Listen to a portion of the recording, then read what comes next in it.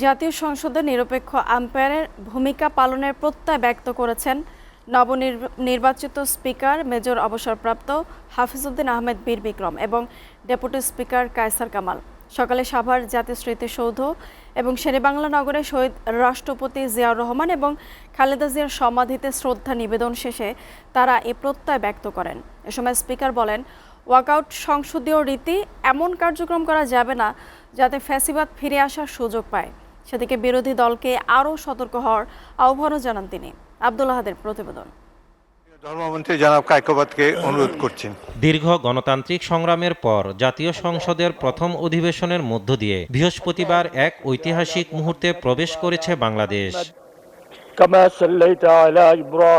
শপথ নেওয়ার পরদিনই ৭১-এর মহান মুক্তিযুদ্ধে আত্মদানকারী বীর শহীদদের প্রতি শ্রদ্ধা জানাতে সাভার জাতীয় স্মৃতিসৌধে যান নতুন সংসদের স্পিকার বীর মুক্তিযোদ্ধা অবসরপ্রাপ্ত মেজর হাফিজউদ্দিন আহমদ বীর বিক্রম ও ডেপুটি স্পিকার কায়সার কামাল।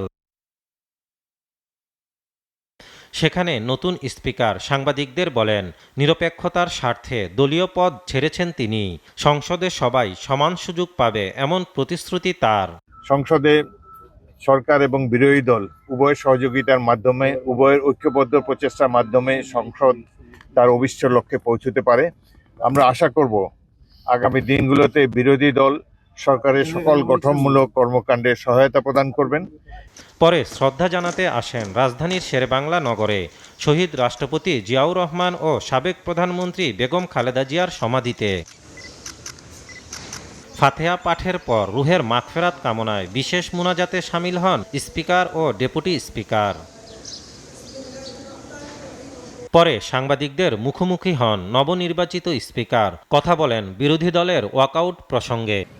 তবে আমরা আশা করব আগামী দিনগুলোতে ওয়াকআউট করার সময় তারা আরও সতর্ক থাকবেন, এমন কিছু করবেন না যাতে ফ্যাসিস্টের আবার পুনরুত্থান হওয়ার সুযোগ হয়।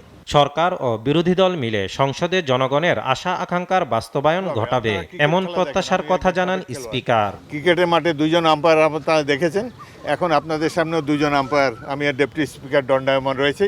আমরা সকল ধরনের সরকার এবং বিরোধী দল যাতে সম্মিলিতভাবে স্মুথলি জাতীয় সংসদের কার্যক্রম বাস্তবায়িত করতে পারে সে ব্যাপারে আমরা নিরপেক্ষভাবে আম্পায়ারের ভূমিকা পালন করব। আব্দুল আহাদ, এসটিভি, ঢাকা।